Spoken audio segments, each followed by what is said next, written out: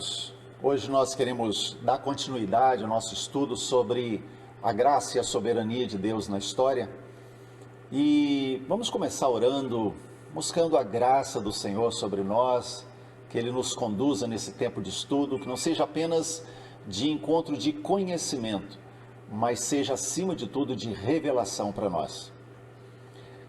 Pai, eu clamo ao Senhor que nesse momento a Tua graça nos alcance, não apenas aqui, Senhor, na ministração desse estudo, mas também a cada pessoa que nesse momento estiver assistindo esse estudo, seja agora conectado, seja posteriormente assistindo ao vídeo, mas que o Senhor traga revelação aos corações. Seja um tempo, Senhor, em que os olhos espirituais sejam abertos, para que nós possamos compreender a Tua graça e a Tua soberania na história. Em nome de Jesus, amém. Na semana passada nós começamos a estudar sobre como Deus conduz as coisas de forma muito acima da nossa compreensão, de como nós realmente entendemos as coisas. E o que vimos foi que os pensamentos do Senhor são muito mais altos que os nossos. Vimos também que exatamente por causa da sua soberania, Deus decidiu começar algo novo a partir de Abraão. Gênesis capítulo 1 até o capítulo 11 mostra o resultado, ou os resultados da queda, da entrada do pecado no coração humano e todas as consequências de o homem ter escolhido comer do fruto da árvore do conhecimento do bem e do mal. Mas quando nós entramos em Gênesis capítulo 12, vamos até Apocalipse 22, nós vemos ali Deus revelando a sua graça maravilhosa, quando ele mostra então o que seria de fato o resultado de o homem se alimentar da árvore da vida e não da árvore do conhecimento do bem e do mal. Mas o que eu quero chamar a atenção é o fato de que Deus está deixando bem claro assim: eu sou Yahvé, o Deus de Israel. Eu fui e tomei Abraão. Deus escolheu um homem. Ou seja, o que Deus está falando aqui?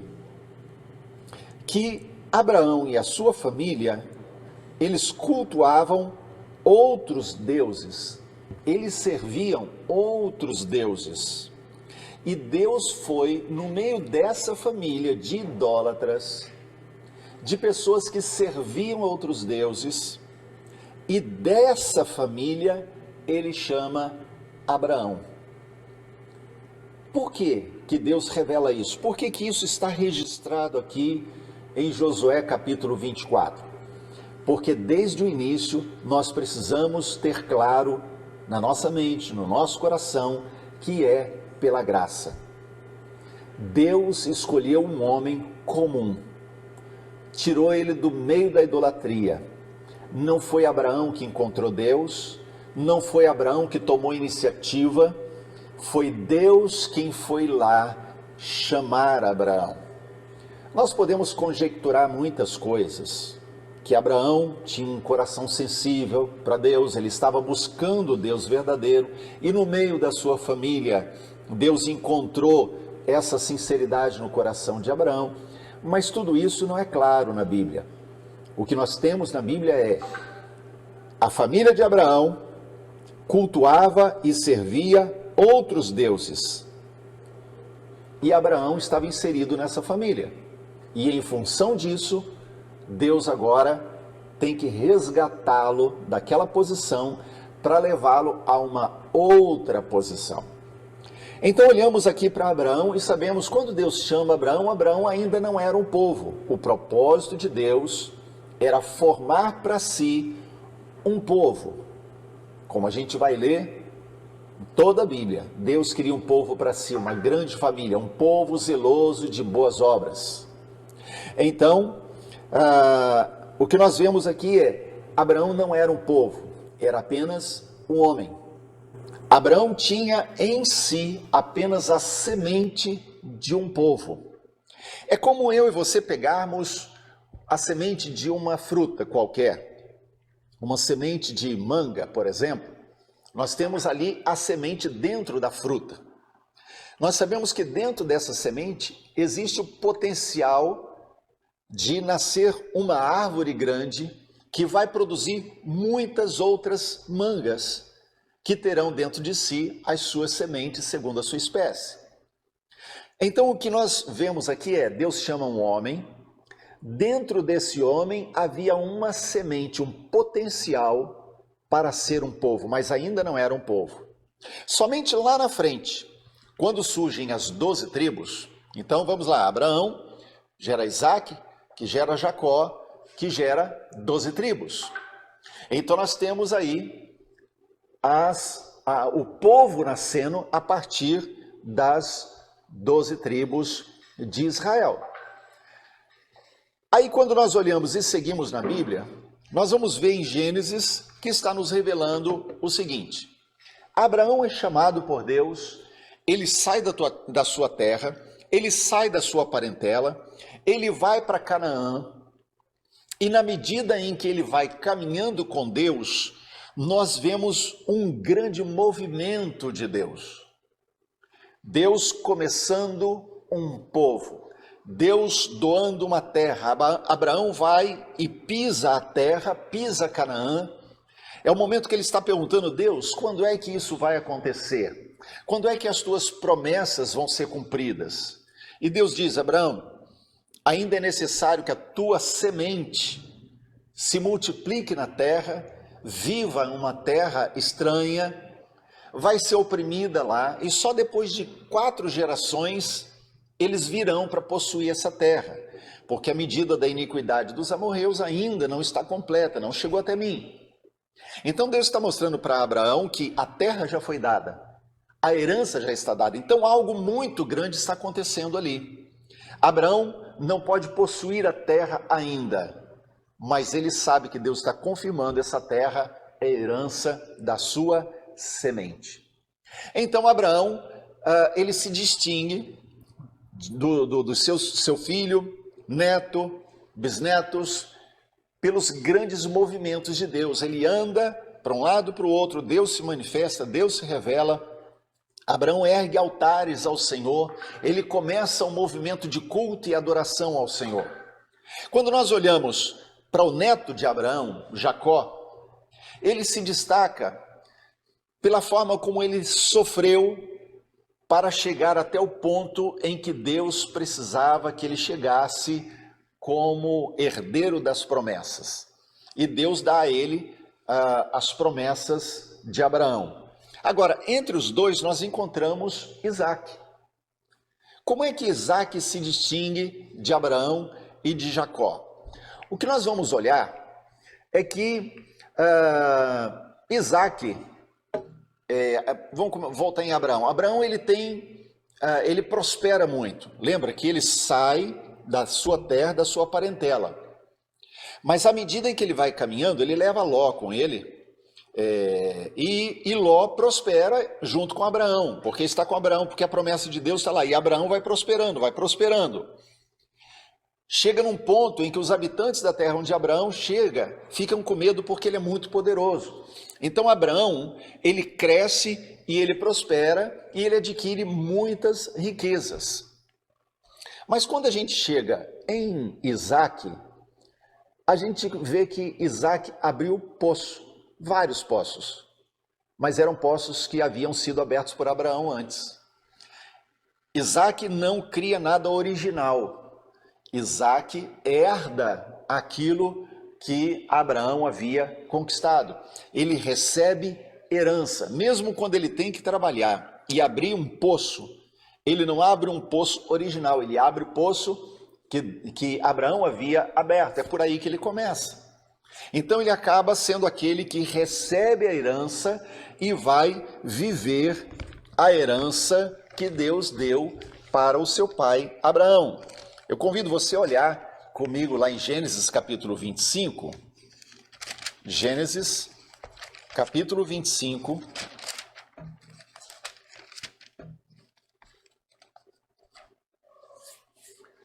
O verso de número 5.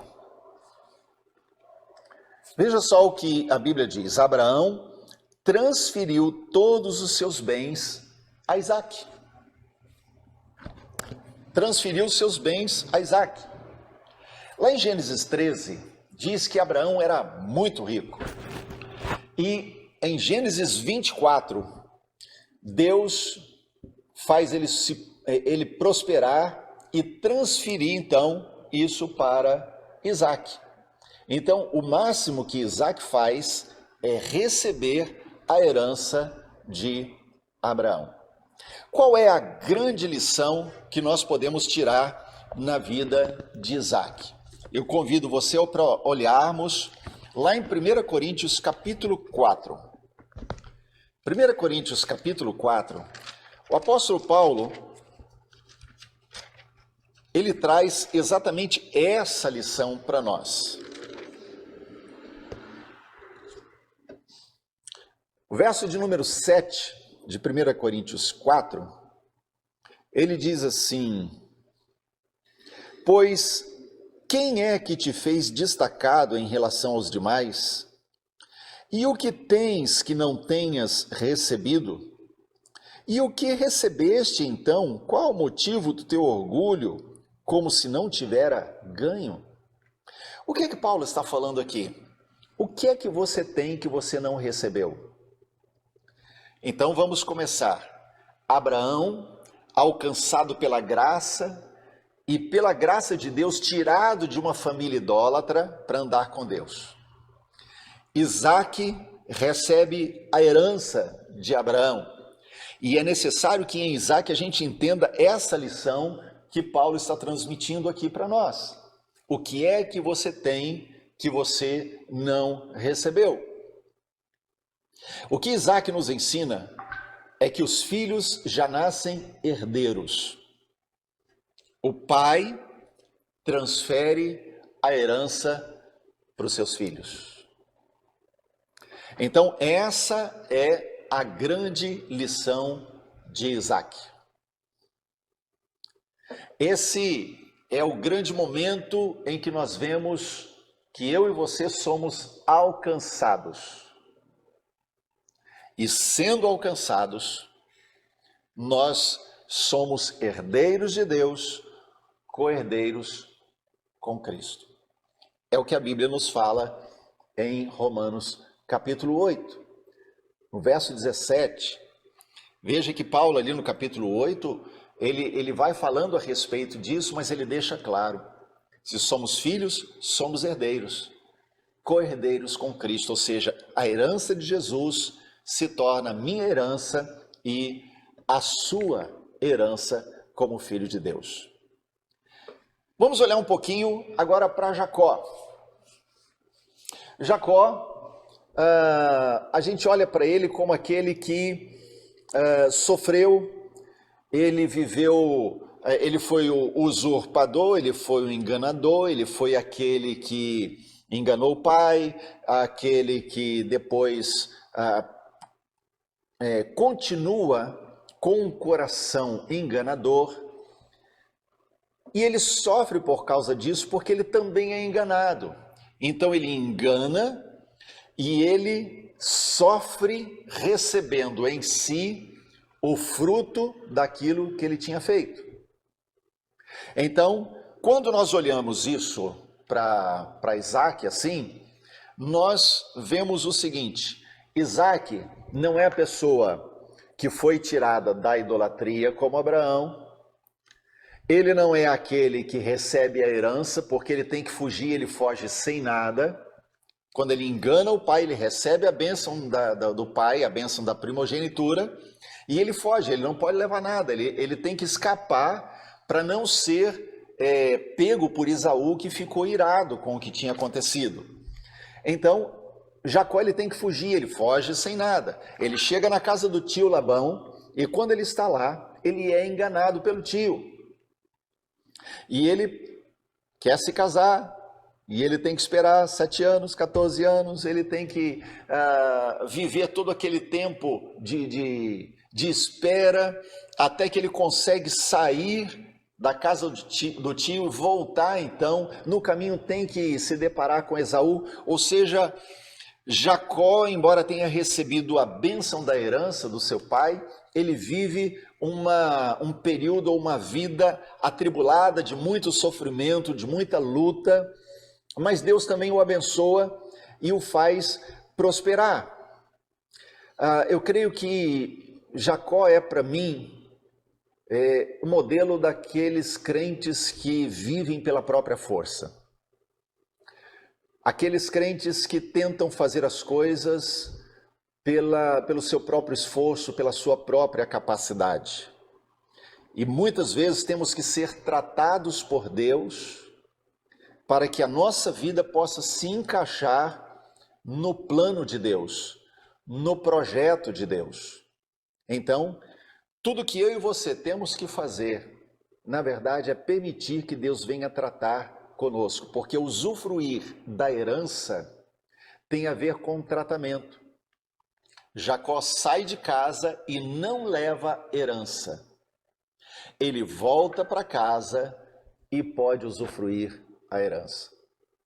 Então, quando nós temos sobre nós a promessa, temos sobre nós a bênção de Deus, temos diante de nós o caminho do Senhor para percorrer, mas nós preferimos fazer as coisas do nosso jeito, segundo aquilo que nós escolhemos fazer, o resultado é que vamos trilhar o mesmo caminho de Jacó. Eu chamaria esse caminho de Jacó de o caminho do deserto. Não que ele tenha vivido no deserto, mas vamos lembrar, por exemplo, de Moisés, um tempo depois, o que acontece com ele. Ele tenta fazer as coisas no seu braço e mata o egípcio. O que ele tem que fazer? Fugir e vai viver no deserto. Só depois Deus o alcança, trata com ele e ele se torna o líder que Deus havia planejado. Vamos pensar no povo de Israel. Moisés pega esse povo, vai caminhar pelo deserto. E à medida em que eles estão caminhando no deserto, eles começam a se rebelar contra a situação. Eles viviam em escravidão, e na escravidão do Egito, eles clamavam ao Senhor. Deus manda o libertador, e quando Deus manda Moisés, eles têm agora que lidar com essa nova situação. Num primeiro momento se alegram, mas agora estão caminhando no deserto e começam a reclamar a cada momento, a cada situação nova que aparece. Até que eles chegam diante da terra. É a primeira vez que eles chegam diante da terra.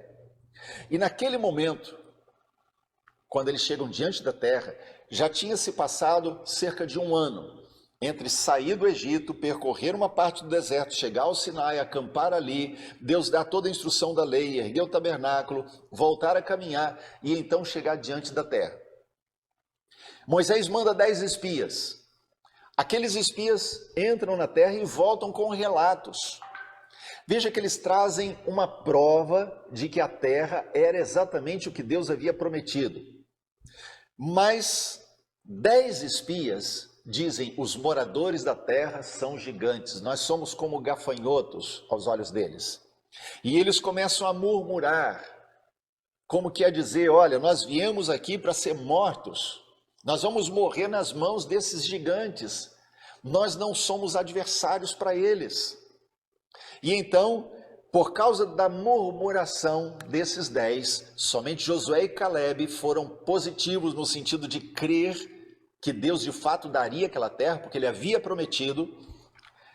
Então, por causa da murmuração e porque o povo deu ouvidos àqueles 10 espias, Deus se irou contra o povo e disse que eles não entrariam, aquela geração não entraria na terra. Todos de 20 anos para cima morreriam no deserto, somente os de 20 anos para baixo, quer dizer, os filhos novos é que entrariam na terra depois. Somente Josué e Caleb, possivelmente bem acima dessa idade, puderam entrar na terra depois. Nem mesmo Moisés entrou. Mas o que é que mostra aqui é que a postura do coração deles, de entender e raciocinar e querer as coisas do seu jeito, a atitude rebelde do coração levou eles para o deserto. e ao invés de entrarem direto na terra, eles tiveram que percorrer o deserto e ficar rodeando o deserto durante 40 anos. 40 anos aguardando a promessa e não entraram por causa da rebelião do coração. Jacó foi tratado por Deus e porque ele se deixou tratar, ele pôde voltar e dar continuidade ao cumprimento da promessa. Mas o período que ele fica fora é um tempo de sofrimento, de crises, em que ele não vê tudo aquilo que seria a bênção da primogenitura tão almejada se cumprir na vida dele, senão quando ele volta. E aí é quando ele encontra Jacó, no meio do, Esaú, melhor dizendo, no meio do caminho, e quando ele encontra o seu irmão ali, há uma reconciliação entre eles. Mas vamos falar sobre isso um pouquinho mais para frente. Agora, o que é que eu quero trazer nessa oportunidade para você? Que quando Deus se apresenta como Deus de Abraão, Isaque e Jacó, ele está mostrando sobre essa nomenclatura a sua soberania. Deus é soberano, e porque ele é soberano, ele se mostra como aquele que é capaz de tirar do meio da idolatria Abraão e começar algo poderoso e novo com ele. Deus é aquele que é capaz de dar a herança gratuitamente. Em Isaque, nós vemos a nossa posição de filhos. Quando nascemos de novo, Deus nos deu por herança as bênçãos. Deus é o Deus soberano que é capaz de tratar o coração do rebelde. E quando o rebelde se deixa tratar por Deus, Deus o traz de volta ao centro da sua vontade e faz cumprir os seus propósitos. Enfim, quando Deus se mostra como Deus de Abraão, Isaque e Jacó, Deus está se revelando como Deus soberano que nos dá gratuitamente e que eu e você, por nós mesmos, pelo nosso braço, com a nossa capacidade, com a nossa razão, não conseguimos absolutamente nada. É Deus quem faz. O nosso papel diante do Deus de Abraão, Isaque e Jacó é o papel da rendição. Da rendição. Porque aí nós veremos que, como Jacó, nós rendidos encontramos Deus. Quando Abraão está voltando e ele vai encontrar Esaú, ele tem aquele encontro com o anjo do Senhor. E quando esse encontro poderoso acontece, Jacó é tocado, ele fica manco, fica coxo de uma perna. Isso era um sinal claro na sua vida de que ele não poderia mais andar por si mesmo. Ele tinha que ser alguém dependente de Deus. Só depois que ele aprende essa lição, ele se torna príncipe de Deus. Só depois que ele aprende que ele vai mancar o resto da vida e dependerá do Senhor em tudo, é que ele se torna o príncipe. Aí chegamos em José, e eu quero falar pouquinho sobre José. José é aquele adolescente que de repente tem um sonho de Deus, e quando ele teve o sonho de Deus, ele foi impetuoso demais. E na sua impetuosidade ele revela o sonho para os seus pais e para os seus irmãos. E quando José faz isso, é como se ele fizesse ruir aquilo que era o significado do sonho. Porque veja, José, ele nos seus sonhos, ele vê Deus revelando que ele terá uma posição de proeminência. Ele será alguém de liderança, destacado. E até mesmo seus pais, o que não seria comum para aquela época, se curvariam diante dele. Os seus irmãos se curvariam diante dele, porque ele estaria numa posição elevada. Mas quando ele revela isso, ele desperta ciúmes, inveja no coração dos irmãos, que decidem matá-lo. Não o matam, mas o vendem como escravo, e ele é levado para o Egito. E José, durante aquele período, então tem o seu caráter formado, tratado, e ele vai aprendendo na sua caminhada a andar e depender de Deus em todos os momentos, até no pior dos momentos, quando ele está numa prisão. Ele poderia ser morto, ele poderia acabar tudo ali, todo sonho, a sua vida poderia ter um fim ali. Mas quando José, ele vai andando com Deus e ele decide depender do Senhor, e até mesmo na prisão ele se torna alguém que interpretava sonhos, ou seja, ele dependia de Deus, ele confiava que Deus poderia revelar os sonhos para ele. Então Deus continua conduzindo a vida de José até colocá-lo na posição de pai de Faraó. Embora, vamos colocar assim, num organograma, Faraó fosse o primeiro, José fosse o segundo, a Bíblia é clara ao dizer que José foi como um pai para Faraó. Ou seja, ele se tornou um líder a quem Faraó ouvia para tomar as decisões. Então, a palavra de José acabava tendo mais força e autoridade do que a palavra do próprio Faraó. Então, quando a gente olha para isso, nós vemos Deus conduzindo um jovem que recebe a promessa, se torna escravo, é traído, ferido para reinar. E eu convido você a olhar para essa sequência. Nessa sequência, nós vamos ver Abraão eleito pela graça. Nós vamos encontrar Isaque, aquele que recebe a herança pela graça.